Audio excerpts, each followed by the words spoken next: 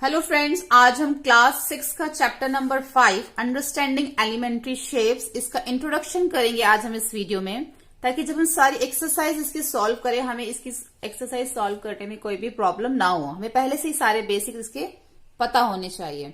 जो मैंने इसकी एक्सरसाइज सॉल्व करी है उससे पहले भी मैंने हर एक्सरसाइज से पहले इसके बेसिक्स जो है वो आपको बताए हैं। आज हम सभी एक्सरसाइज के एक साथ बेसिक समझेंगे। सबसे पहले है मेजरिंग लाइन सेगमेंट। अब मेजरिंग लाइन सेगमेंट इसमें क्या है? मेजरिंग लाइन सेगमेंट में इन्होंने 3 बताए हुए हैं हमें, comparison by observation, comparison by tracing और comparison using ruler and divider. यानी कि हमें इसमें क्या मेजर करना है? Line segment. तो सबसे पहले तो हमें यही पता होना चाहिए कि जो लाइन सेगमेंट है वो क्या होता है।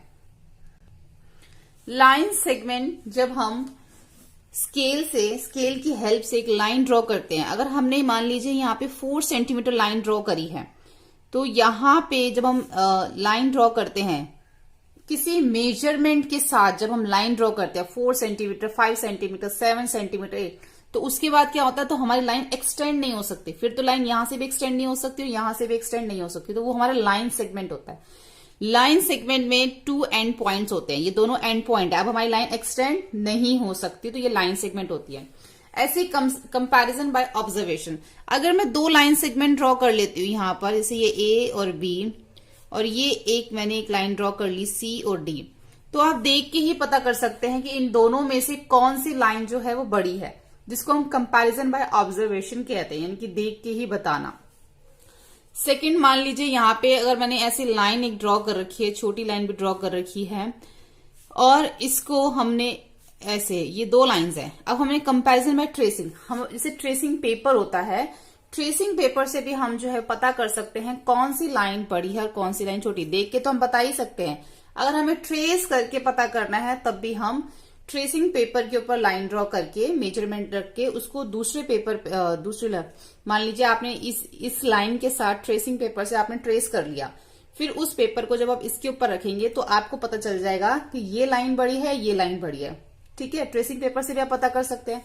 उसके बाद आप लाइन को रूलर और डिवाइडर की हेल्प से भी जो है यूज करके पता चलता है आपको कौन सी लाइन बड़ी है, कौन सी छोटी है।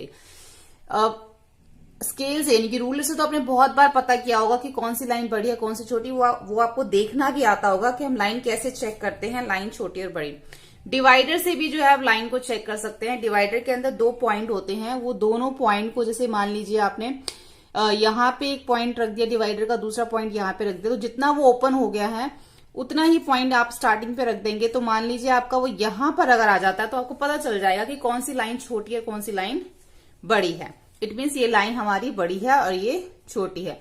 तो ये सब सिंपल सा इन्होंने स्टार्टिंग में थोड़ा इंट्रोडक्शन बता रखा है कि ऑब्जर्वेशन से पता करना लाइन के बारे में, ट्रेसिंग पेपर से आप पता कर सकते हो लाइन छोटी है बड़ी है, या स्केल्स या डिवाइडर को यूज करके आप पता लगा सकते हो कौन सी लाइन छोटी और बड़ी है।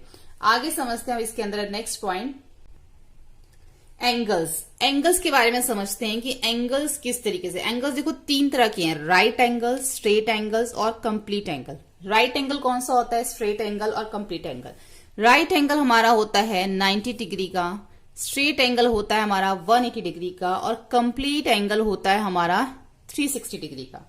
ठीक है, इसको आज हम समझेंगे एक क्लॉकवाइज, क्लॉक की हेल्प से समझेंगे, और जो हम साइड देखते हैं नॉर्थ, ईस्ट, वेस्ट, साउथ, इससे हम समझेंगे कि एंगल्स हमारे किस तरीके से होते हैं। सबसे पहले तो मैं आपको ये बताना चाहूंगी, जो राइट एंगल होता है वो हमारा इस तरीके से बनता है, स्ट्रेट लाइन से। यानी कि एक लाइन के ऊपर जब हमारा इस ऐसी पोजीशन में बना होता है तो ये हमारा 90 डिग्री का एंगल होता है। ठीक है, अब ये इस तरीके से बना हो, चाहे लाइन के बिल्कुल बीच में ऐसे बना हो, तो इधर वाला भी 90 डिग्री का होगा। अगर इधर वाले एंगल की बात होगी तो इस साइड भी 90 डिग्री का बन रहा है। 180 डिग्री का एंगल जिसे स्ट्रेट एंगल कहते हैं, वो हमारा बिल्कुल स्ट्रेट होता है।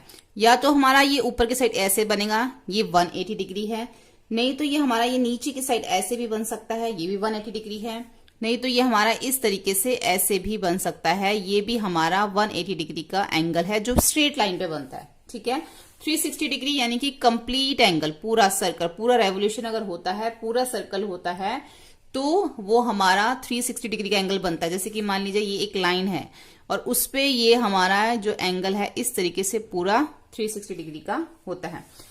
अब इसको सबसे पहले हम समझ लेते हैं साइड्स पे। जैसे कि हमारी नॉर्थ, ईस्ट और वेस्ट ये साइड्स होती हैं, ठीक है।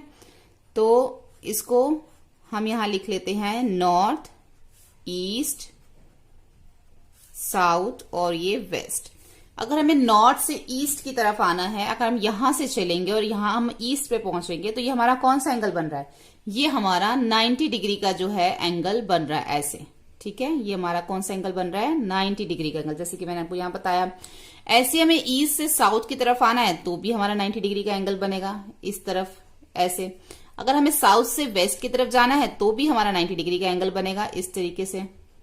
अगर हमें वेस्ट से नॉर्थ की तरफ जाना है तब भी हमारा 90 डिग्री का एंगल बनेगा ऐसे इस साइड पे, ठीक है। तो ये हर एक साइड से जब हम जा रहे हैं तो कितने डिग्री का एंगल बन रहा है? 90 डिग्री का एंगल बन रहा है। जब हम नॉर्थ से ईस्ट की साइड पे आए तो हमारा 90 डिग्री का एंगल बना। जब अगर हमें नॉर्थ से साउथ आना है, इधर से साउथ तक आना है, तो हमारा कितने डिग्री का एंगल बनेगा? यहाँ पे भी 90 है, यहाँ पे भी, तो 90 प्लस 90 कितना हो जाएगा? 180 डिग्री। यानी कि ये पूरा का पूरा जो है हमारा 180 डिग्री का एंगल बनेगा, ठीक है। अगर हमें नॉर्थ से अगर हमें वेस्ट की तरफ आना है, यानी कि 90, ये भी 90 और एक 90 अगर हम और प्लस कर देंगे तो ये हमारा 180 डिग्री से ज्यादा का एंगल बन जाता है, जिसको हम रिफ्लेक्स एंगल भी कहते हैं, जो 90, 90 और 90, ठीक है। तो इस तरीके से हमारा एक रिफ्लेक्स एंगल भी बन जाता है। और जब हम पूरा चक्कर काट लेते हैं तो ये हमारा एक कंप्लीट एंगल जो है वो फिर हो जाता है, जो कि 360 डिग्री का होता है, पूरा एक चक्कर, पूरा रेवोल्यूशन। यहां तक अगर आपको साउथ से सिर्फ वेस्ट की तरफ जाना है तो आपका 90 डिग्री बनेगा। अगर आप सिर्फ एक राउंड लेते हैं तो 90 डिग्री, 2 राउंड लेते हैं तो 180 डिग्री यानी कि स्ट्रेट एंगल, 3 में आपका रिफ्लेक्स एंगल बन जाता है, और अगर कंप्लीट राउंड लेते हैं तो 360 डिग्री आपका कंप्लीट एंगल बन जाता है, ठीक है। अब ये जो नॉर्थ से ईस्ट की तरफ है 1, तो आपका जो टोटल है वो कितना है? 360 डिग्री। तो आपने जब नॉर्थ से ईस्ट की तरफ आया तो आपने 90 डिग्री लिया, तो 90 डिग्री को 360 से डिवाइड करोगे आप तो 0 से 0 कट हो जाएगी, 1 और 9 4 से 36, यानी कि कितना हो गया? ये 1/4 हो गया। अगर आपने 2 नॉर्थ से अब साउथ की तरफ आते हैं तो 90 प्लस 90 180, यानी कि आपका 180 डिग्री का है, तो 180 अपॉन में 360, तो 0 से 0 कट, 18 1 जा 18, 18 2 जा 36, तो ये आपका हो जाता है 1/2। स्ट्रेट एंगल आपका क्या हो गया? 1/2। राइट एंगल हो गया आपका 1/4। इसी तरीके से अगर आप यहां पे नॉर्थ, ईस्ट और साउथ लेते हो तो आपके कितना हो जाता है? ये आपका हो जाएगा 270, 90, 90 और 90 मिला के कितना हो गया? 270 अपॉन में 360, तो 0 से 0 आपका कट हो जाएगा। तो कौन से टेबल से जाएगा? ये आपका 9 के टेबल से जाएगा। 9 3 जा 27 और 9 4 जा 34, तो कितना हो जाएगा? ये आपका 3/4। और यहां पे आपका ये कंप्लीट हो जाएगा कंप्लीट एंगल, जिसमें 300 अगर आप करते हो ये पूरा कंप्लीट है। यानी कि आपको ये याद रखना है, नॉर्थ से ईस्ट एक आपका 1/4 है, नॉर्थ से साउथ 1/2, और नॉर्थ से अगर आप वेस्ट तक जाते हैं तो आपका 3/4 होता है। और पूरा एक चक्कर नॉर्थ से नॉर्थ में जाते हैं तो आपका कंप्लीट एंगल हो जाता है, ठीक है। सेकेंड हम इसको समझ लेते हैं क्लॉक से, ठीक है। यहाँ पे हम एक क्लॉक बना लेते हैं। क्लॉक पे हमारे एंगल्स कैसे बनते हैं? यहाँ पे 12, 3, 6 और ये 9। यहाँ पे हमारा 1 हो गया, 2, 4, 5, 7, 8, 10 और 11। अब हमें यहाँ पे एक राइट एंगल बनाना है, ठीक है। राइट एंगल जैसे मैंने यहाँ से 12 से 3 पे बनाया तो ये हमारा क्या बन गया? एक राइट एंगल बन गया। हमें क्लॉक में हमेशा ध्यान रखना है कि जब भी हमारा राइट एंगल बनता है तो उसमें हमारे देखो, अगर हम 12 से 1 तक की बात करें तो इसके बीच में 30 डिग्री का गैप है, फिर 1 से 2 में भी 30 डिग्री का, और 2 से 3 में भी 30 डिग्री का गैप है। तो 3 30 डिग्री जब मिल जाएंगे तो क्या बन जाएगा? एक 90 डिग्री बन जाएगा हमारा एक, ठीक है। तो हमेशा जब भी हमने क्लॉक के अंदर 90 डिग्री का एंगल बनाना है, जरूरी नहीं वो 12 और 3 पे बनेगा, वो कहीं पे भी बन सकता है, वो आपका यहाँ पे भी बन सकता है। अगर आप मान लीजिए 7 से बनाते हैं, यहां से 7 हो गया, आप बस ये ध्यान रख लीजिए 3 उसके अंदर जो है आने चाहिए। 7 से 8 1 हो गया, 8 से 9 2 और 9 से 10 3, यानी कि आपका जो है इस तरीके से भी यहाँ पे आपका ये राइट एंगल जो है इस तरीके से बन सकता है। ये आपका 7 पे आ गया इधर, और यहाँ पे आपका ये 10 पे आ गया। ठीक है, ये 10 पे आ गया, तो ये भी राइट एंगल है। ये जरूरी नहीं कि सीधी ही लाइन होनी चाहिए तभी राइट एंगल बनता, नहीं, उसके अंदर जो है इस तरीके से ये भी आपका जो है एक 90 डिग्री का एंगल बन गया, क्योंकि इन देखो 7 से 8 के बीच में 30 डिग्री का डिस्टेंस, 8 से 9 के बीच में, 9 से 10 के बीच में 30 प्लस 60, 60 30 90 डिग्री का हो गया। तो 90 डिग्री का एंगल आप किसी भी तरीके से बना सकते हैं क्लॉक में, सिर्फ आपको ध्यान रखना है कि उसमें इस तरीके से 3 आने चाहिए, 7 to 8, 8 to 9, 9 to 10। वो आप कहीं पे भी फिर आप बना सकते हो 3 का गैप देके, जैसे कि हमने यहां बनाया, यहां बनाया। ऐसे ही हम अगर क्लॉक में बात करें स्ट्रेट एंगल की, तो स्ट्रेट एंगल भी बनाना बहुत इजी है क्लॉक में। 4, 5, 7, 8, 10 और 11। अगर हमें स्ट्रेट एंगल बनाना है तो बहुत इजी है, सीधा आप 12 से 6 भी बना सकते हो स्ट्रेट एंगल, या फिर 9 से 3 भी बना सकते हो। स्ट्रेट एंगल में आपको याद रखना है, कहीं पे भी आपका बन सकता है, स्ट्रेट एंगल में आपको याद रखना है। जैसे कि हमने राइट एंगल में 3 का गैप लिया, तो इसमें कितने गैप आएगा, 12 से 1 गैप, 2, 3, 4, 5, 6 का गैप आपका होना चाहिए, फिर आप इसके अंदर कहीं पे भी स्ट्रेट एंगल बना सकते। अगर हम यहां से देखें, अगर हमें यहां से स्ट्रेट एंगल बनाना है तो 11 से 12 1, फिर 12 से 1 2, 3, 4, 5, 6, यानी कि हमारा इस तरीके से यहां पर भी एक स्ट्रेट एंगल बन सकता है 11 और 5 के बीच में। ये भी हमारा स्ट्रेट एंगल बन गया। बस आपको इस तरीके से याद रखना। कंप्लीट एंगल तो आपको पता ही है कि पूरा ही एक सर्कल होता है। ठीक है, अगर हम रिफ्लेक्स एंगल देखें, अभी हमने यहाँ पे right angle, straight angle, complete और रिफ्लेक्स एंगल भी हमने इसमें समझा है। ठीक है, हमने इसमें रिफ्लेक्स एंगल भी यहाँ पे समझा कि जब 3 बार 90 होता है तो वो हमारा एक रिफ्लेक्स एंगल बन जाता है। वैसे रिफ्लेक्स एंगल जो है वो हमारा 180 डिग्री से ज्यादा होता है और कंप्लीट 360 डिग्री से कम होता है, वो भी हमारा रिफ्लेक्स एंगल होता है। लेकिन यहाँ पे भी ये जो 3 90 एंगल मिल गए हैं, यहाँ पे भी हमारा रिफ्लेक्स एंगल बन रहा है। तो ये हम यहाँ पे भी हम रिफ्लेक्स एंगल बना सकते हैं क्लॉक के अंदर भी, जैसे 12, 3, 6 और ये 9, 1, 2, 4, 5, 7, 8, 10 और 11। देखो अब हम यहाँ पे किस तरीके से रिफ्लेक्स एंगल बना सकते हैं, यहां से हमारा ये इस तरीके से, और ये हमारा मान लीजिए यहाँ पे 3 पे है, तो ये वाला जो एंगल बाहर की तरफ बन रहा है ये हमारा जो है रिफ्लेक्स एंगल बन रहा है। ये बाहर की तरफ, अंदर वाला नहीं। अगर हम अंदर वाला देखें तो 90 डिग्री बनेगा, बाहर वाला देखें क्योंकि टोटल एंगल कितना होता है 360 में से ये वाला जो एंगल है 90 डिग्री, ये तो हमने माइनस कर दिया, तो बचेगा क्या, 270 डिग्री बचेगा। तो यानी कि जो बाहर वाला एंगल है ये हमारा रिफ्लेक्स एंगल बन रहा है। ठीक है, रिफ्लेक्स एंगल जो है उसमें से जब हम इस तरीके से बनाते हैं रिफ्लेक्स एंगल, तो हमें जो है 90 डिग्री कंप्लीट एंगल में से माइनस कर देंगे, तो ये हमारा इस तरीके से बाहर वाला एंगल जो है ये रिफ्लेक्स एंगल ऐसे हमारा क्लॉक में बनता है।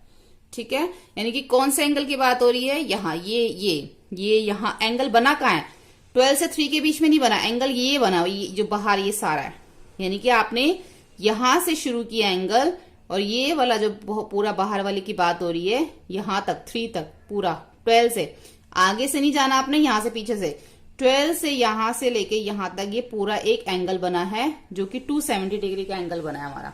ठीक है, अब हम आगे समझते हैं। अब हम आगे देखते हैं एंगल्स में एक्यूट, ऑब्ट्यूस और रिफ्लेक्स। ठीक है, एक्यूट एंगल कौन से होते हैं, ऑब्ट्यूस एंगल और रिफ्लेक्स एंगल कौन से होते हैं। एक्यूट एंगल जो होते हैं वो लेस देन 90 डिग्री होते हैं, और एंगल्स कैसे बनाते हैं वो भी हम देखेंगे। Acute angle less than 90 degree होते हैं, obtuse angle more than 90 degree होते हैं, और लेस देन 180 डिग्री, यानी कि 90 से ज्यादा होगा और 180 से कम होगा। और रिफ्लेक्स एंगल जो है वो मोर देन 180 और लेस देन 360 डिग्री होगा। ठीक है, अब ये हम इसको बनाएंगे किस तरीके से, हम यहाँ पे इसको देख लेते हैं कि किस तरीके से एंगल्स बनते हैं। सबसे पहले हम जो है एक्यूट एंगल, सबसे पहले आपको ये पता होना चाहिए कि 90 डिग्री का जो एंगल है वो कैसे बनता है। देखो ये आपका प्रोटेक्टर है, प्रोटेक्टर के बिल्कुल बीच में आपका 90 डिग्री आता है। ये आपकी बिल्कुल सेंटर में जो पॉइंट है, ये इस लाइन के ऊपर जो हम लाइन ड्रॉ करते हैं वो हमें बिल्कुल इसके ऊपर रखनी होती है। अगर हम लेफ्ट हैंड साइड पे एंगल्स बना रहे हैं, इस साइड पे लेफ्ट हैंड साइड पे एंगल्स बना रहे हैं कैसे, तो हमें नीचे वाले नंबर्स लेने होते हैं। अगर हम राइट हैंड साइड पे एंगल बना रहे हैं तो हम ऊपर वाले लेते हैं। कैसे, पहले मैं आपको दिखा देती हूँ। इस तरीके से एक लाइन ड्रॉ कर लीजिए और जहां से ये लाइन स्टार्ट होती है, ये जो पॉइंट है, ठीक है, इसको आपने इसके ऊपर बिल्कुल रखना है, ऐसे इसके ऊपर आपने इसको बिल्कुल सेट करना है इस तरीके से, ठीक है। अब आपने मान लीजिए एक्यूट एंगल बनाना है। एक्यूट एंगल जो है वो लेस देन 90 डिग्री, यानी कि 90 हमारा इधर आ रहा है और हमने सब नीचे वाले देखने हैं क्योंकि हम लेफ्ट हैंड साइड पे एंगल बना रहे हैं। तो ये सारे 80, 70, 75, 60, 65 ये सब एक्यूट है। इसमें सब जो भी बनाएंगे, जैसे मैं 65 बना देती हूँ या 50 बना देती हूँ यहाँ पर, तो ये हमारा एक्यूट एंगल में आएगा। समझ आ गई आपको? ये बहुत सिंपल है, 90 से कम, ठीक है। यह हमारा हो गया एक्यूट एंगल, जो कि मैंने ये 50 डिग्री का बनाया है। अगर आप लेफ्ट हैंड साइड पे बनाते हैं इस साइड पे, तो ऊपर वाले जितने भी एंगल्स होंगे 90 से कम ऊपर वाले, ये इधर वाले हैं, ये सारे हमारे एक्यूट में आएंगे, ठीक है। अब हमें अगर हम ऑब्ट्यूज एंगल बनाते हैं तो मोर देन 90 होगा हमारा और लेस देन 180 डिग्री होगा, ठीक है। अब 90 हमारा कहाँ है, ये मोर देन 90 बोला था मैंने, तो 90 से मोर ज्यादा कहाँ है, ये सारे जो हैं वो 90 से ज्यादा है, 100, 105, 110, ये सब हमारे ऑब्ट्यूज एंगल में आ जाएंगे नीचे वाले। अगर आप लेफ्ट हैंड साइड पे बनाते हैं, अगर आप राइट हैंड साइड पे एंगल बनाते हैं तो ये जो ऊपर वाले हैं ये सारे जो हैं ऑब्ट्यूज में आ जाएंगे। अभी मैं लेफ्ट हैंड साइड पे बना रही हूं तो मेरे जो हैं इस साइड पे ये सारे जो हैं 100, 105 ये सब आ जाएंगे ऑब्ट्यूज में। जैसे मैं 140 पे बना देती हूं तो ये हमारा हो जाएगा ऑब्ट्यूज एंगल, ठीक है। इस तरीके से ये हमारा हो जाएगा 140 डिग्री ऑब्ट्यूज। अब हम देखते हैं रिफ्लेक्स एंगल। रिफ्लेक्स एंगल कैसे बनता है? रिफ्लेक्स एंगल के लिए भी पहले आप एक लाइन ड्रॉ कर लेंगे, ठीक है। उसमें भी एक पॉइंट जहां पे आपने वो एंगल बनाना है। उसके बाद अगर हमें 220 डिग्री का रिफ्लेक्स एंगल बनाना है तो ये कैसे बनाएंगे? हमें क्या करना होगा, पहले 360 में से, कंप्लीट एंगल में से 220 को हमें माइनस करना पड़ेगा, ठीक है। 6 में से 2 माइनस करेंगे 4, 3 में से 2 माइनस करेंगे 1, कितना आ गया 140 डिग्री। यानी कि हमें इसके ऊपर 140 डिग्री का एंगल बनाना पड़ेगा। वो तब हमारा जो है 140 डिग्री के ऊपर हम एंगल बनेंगे तो हमारा 220 डिग्री का एंगल बनेगा। कैसे? देखो, इसको हम जो है इस तरीके से रखेंगे ऐसे, और जहां पे हमारा 140 आ रहा है, हमारा 140 कहाँ आ रहा है, यहां आ रहा है हमारा 140, ठीक है। यहां पे हमारा 140 आ रहा है तो इस पे हम लाइन ड्रॉ कर लेंगे इस तरीके से, ठीक है। तो ये जो एंगल हमारा बना है, ये ऊपर ये एंगल जो हमारा बना है ये हमारा 220 डिग्री का एंगल बना है, ठीक है। जो रिफ्लेक्स एंगल हम बनाते हैं वो हम इस तरीके से बनाते हैं, ठीक है। इस तरीके से हमारा एंगल बना है।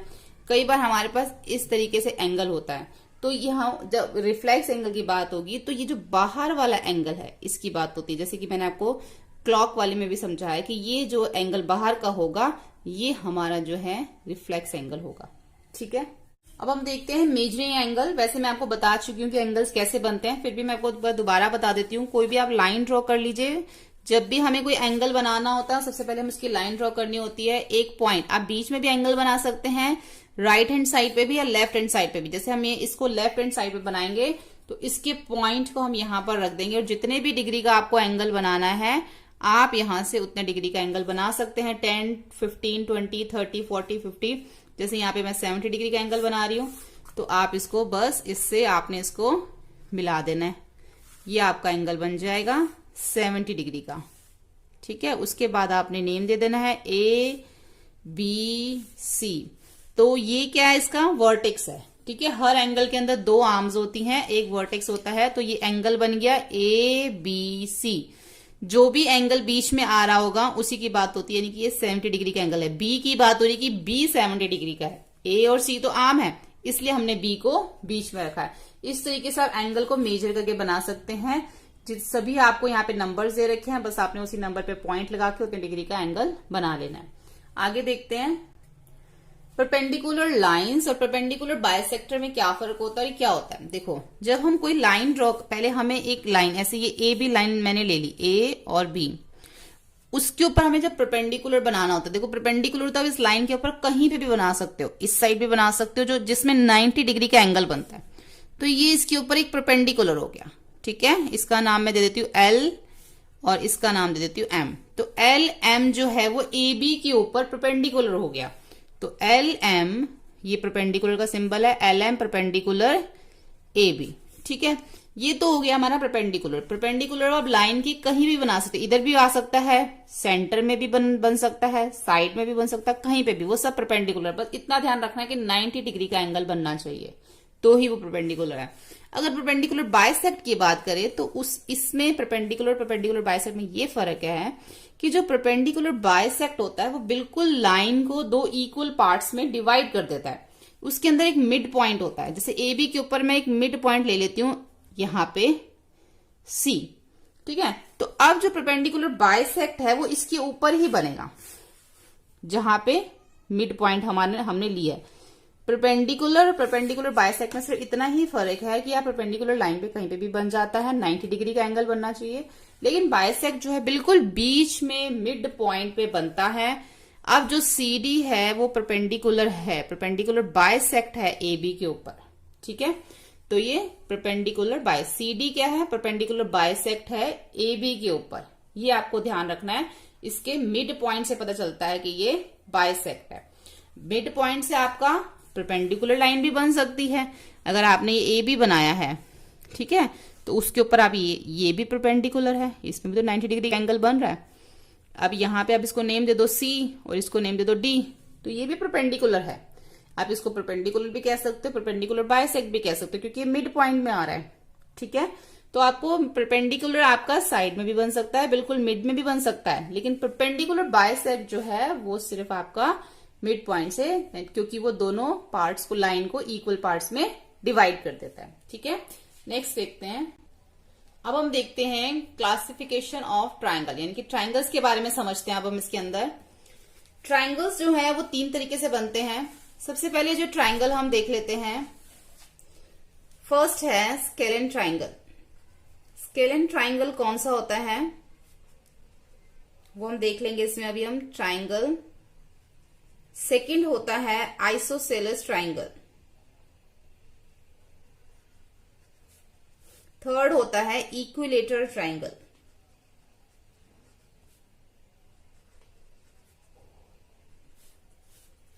अब स्केलेन ट्राइंगल कौन सा होता है? स्केलेन ट्राइंगल वो होता है जिसकी कोई भी साइड इक्वल नहीं होती। जैसे मान लीजिए मैंने यहाँ पे एक ट्राइंगल बनाया, ठीक है, ये मैंने बनाया, ये 5 सेंटीमीटर है, ये 3 सेंटीमीटर है और ये 4 सेंटीमीटर है, ये तीनों साइड्स अलग हैं, तो ये हमारा स्केलेन ट्राइंगल होगा। आइसोसेलेस ट्राइंगल वो होता है जिसमें हमारी 2 साइड्स इक्वल होती हैं। जैसे कि ये मान लीजिए ये भी 4 सेंटीमीटर है, ये भी 4 सेंटीमीटर है और ये 3 सेंटीमीटर है, तो 2 साइड इक्वल है। ऐसे इक्वलेटर ट्राइंगल होता है जिसमें तीनों साइड्स जो है वो इक्वल होते हैं। अगर ये 3 है तो ये भी 3 है और ये भी 3 है, तीनों साइड इक्वल हो तो वो हमारा इक्वलेटर ट्राइंगल होता है, ठीक है। स्केलेन ट्राइंगल जिसकी कोई भी साइड इक्वल नहीं होती। आइसोसेलेस जिसके अंदर 2 साइड इक्वल होती है, कोई भी 2 हो सकती है वो। इक्विलेटर जिसमें तीनों साइड्स इक्वल होती हैं। उसके बाद हम देखते हैं एक्यूट। मैंने भी आपको समझाया था कि एक्यूट एंगल कौन सा होता है, ऑब्ट्यूज और कौन सा होता है। तो हम देख लेते हैं एक्यूट एंगल ट्राइंगल, ठीक है। Acute angle triangle, acute angle triangle कौन सा होता है? जो हमारा ऐसा एंगल, ऐसा ट्राइंगल जिसके अंदर तीनों साइड, ये जो हमारी साइड्स हैं ये 90 डिग्री से कम बन रही होती हैं, ये, ठीक है। तो ये हमारा एक्यूट एंगल ट्राइंगल होता है। यानी कि अगर हमारे ये तीनों साइड्स हैं ए बी सी, यानी कि ए साइड भी जो है वो 90 डिग्री से कम है, बी भी 90 डिग्री से कम है और सी भी 90 डिग्री से कम है। उसके बाद आ जाता है right angle triangle. Right angle triangle कौन सा होता है? जिसके अंदर हमारी वन साइड जो है वो 90 डिग्री का एंगल बनाती है, बस एक ही, तीनों में से कोई एक। जैसे कि ये, ये अब इसमें ABC, अब ये जो साइड है ये हमारा 90 डिग्री का एंगल बना रही हो, ये चाहे इस साइड बने चाहे वो इस साइड बने, एक साइड जो है वो 90 डिग्री का एंगल बनानी चाहिए, तभी वो हमारा राइट एंगल ट्रायंगल होता है। उसके बाद आता है हमारा obtuse angle triangle. Obtuse angle triangle, अब ये से आपको पता है कि जो ऑब्ट्यूज होता है वो मोर देन 90 डिग्री होता है, लेस देन 180 होता है। तो हम उसको उसी तरीके से बनाएंगे, जैसे कि इस तरीके से, ये ऐसे। अब ये क्या है, 90 डिग्री से ज्यादा बन रहा है और 180 डिग्री से कम बन रहा है, तो ये हमारा कौन सा हो जाएगा, ऑब्ट्यूज एंगल। ठीक है, इस तरीके से ये हमारा हो जाएगा ऑब्ट्यूज एंगल ट्रायंगल, 90 डिग्री से ज्यादा, चाहे वो इस साइड बने चाहे वो हमारा इस साइड बने। ठीक है, अगर ऐसे बना हुआ है तो ये हमारा ऑब्ट्यूज एंगल ट्रायंगल होगा। आगे देखते हैं अब हम पढ़ेंगे क्वाड्रिलेटर। क्वाड्रिलेटर्स क्या होते हैं, क्वाड्रिलेटर जिनमें 4 साइड्स और 4 एंगल्स बनते हैं वो हमारे क्वाड्रिलेटर होते हैं। जैसे सबसे पहले हम रेक्टेंगल देख लेते हैं। रेक्टेंगल में हमारी 4 साइड्स होती हैं और 4 ही एंगल बनते हैं, तो इसलिए हम रेक्टेंगल को क्वाड्रिलेटर कहते हैं। रेक्टेंगल के अंदर जो है 90 डिग्री के एंगल्स बनते हैं। ठीक है, 4 साइड्स एंड 4 राइट एंगल, और इसके जो ऑपोजिट साइड्स होते हैं वो इक्वल होते हैं। आपको पता होगा, आपने पहले पढ़ा होगा, रेक्टेंगल की ऑपोजिट साइड्स इक्वल होती हैं और इसमें 4 राइट एंगल बनते हैं। तो ये रेक्टेंगल हमारा क्या है, क्वाड्रिलेटर। ऐसे ही स्क्वायर के अंदर क्या होता है, 4 साइड्स होती हैं और इसकी जो चारों साइड्स हैं वो इक्वल होती हैं, ऑपोजिट साइड नहीं, चारों इक्वल होती हैं और इसमें भी 90 डिग्री का एंगल बनता है। ऐसे ही पैरेललोग्राम है। पैरेललोग्राम में क्या होता है, 2 पेयर ऑफ पैरेलल साइड्स, इसमें जो 2 होती हैं इसे, इसमें पेयर बनता है। ये लाइन जो है वो इसके पैरेलल है और ये लाइन जो है वो इसके पैरेलल है, यानी कि इसमें पेयर बनता है। इन दोनों का पेयर बन गया और इन दोनों का पेयर बन गया, तो ये क्या है, पैरेललोग्राम है, जिसको हम ट्रेपेजियम कहते, पैरेललोग्राम है जिसको हम क्वाड्रिलेटर कहते हैं। इसमें जो है हमारे 4 साइड्स हैं और 4 ही एंगल बनते हैं, लेकिन रेक्टेंगल में और स्क्वायर में क्या होता है, 90 डिग्री का एंगल बनता है, पर पैरेललोग्राम में 90 डिग्री का एंगल नहीं बनता। 2 पेयर ऑफ पैरेलल साइड्स होती हैं और इसकी ऑपोजिट साइड्स इक्वल होती हैं और पेयर बनता है पैरेलल का। उसके बाद रोम्बस की बात करें, रोम्बस की जो चारों साइड्स होती हैं वो इक्वल होती हैं, जैसे कि स्क्वायर की होती हैं, बट स्क्वायर में 90 डिग्री का एंगल बनता है और रोम्बस में 90 डिग्री का एंगल नहीं बनता, और ये भी रोम्बस को भी हम एक क्वाड्रिलेटर कहते हैं। ऐसे ही ट्रेपेजियम होता है। ट्रेपेजियम में 2 साइड्स आर पैरेलल, यानी कि 2 साइड्स पैरेलल होती है। 2 साइड्स, कोई भी 2 साइड जो इसमें पैरेलल होगी, जैसे ये जो है वो इसके पैरेलल है, अब ये जो है इसके पैरेलल नहीं है, ये जो है साइड इसके पैरेलल है, तो उसको हम ट्रेपेजियम कहते हैं। और जो ट्रेपेजियम होता है उसको भी हम क्वाड्रिलेटर ही बोलते हैं, क्योंकि इसमें भी 4 साइड्स हैं। अब ट्रेपेजियम के अंदर भी 90 डिग्री का एंगल नहीं बनता। अगर हम काइट की बात करें तो 2 pair of adjacent sides of the same length. अब काइट के अंदर 2 पेयर बनते हैं, जैसे कि 2 pair of adjacent side the same length. अब एडजेसेंट साइड्स कौन सी होती हैं, जो एक ही वर्टेक्स से निकलती है, जैसे कि ये इसका वर्टेक्स है तो ये जो है इसकी एडजेसेंट साइड है, ये दोनों एडजेसेंट साइड है। ऐसे ये एक वर्टेक्स से बनी हुई है तो ये इसकी एडजेसेंट साइड है। अब ये भी क्या है, इसमें भी 4 साइड्स हैं और इसमें भी 4 एंगल्स बन रहे हैं, तो ये भी हमारा क्वाड्रिलेटर है, यानी कि जिसमें 4 साइड्स और 4 एंगल्स बनते हैं वो हमारा क्वाड्रिलेटर होता है, जैसे कि अभी हमने इन सब में पढ़ा। अब हम पढ़ेंगे पॉलीगन्स। पहले हम ये समझ लेते हैं कि पॉलीगन्स क्या होते हैं। पॉलीगन क्लोज फिगर होती है जो हमारी लाइन सेगमेंट से बनती है, वही हमारे पॉलीगन्स होते हैं।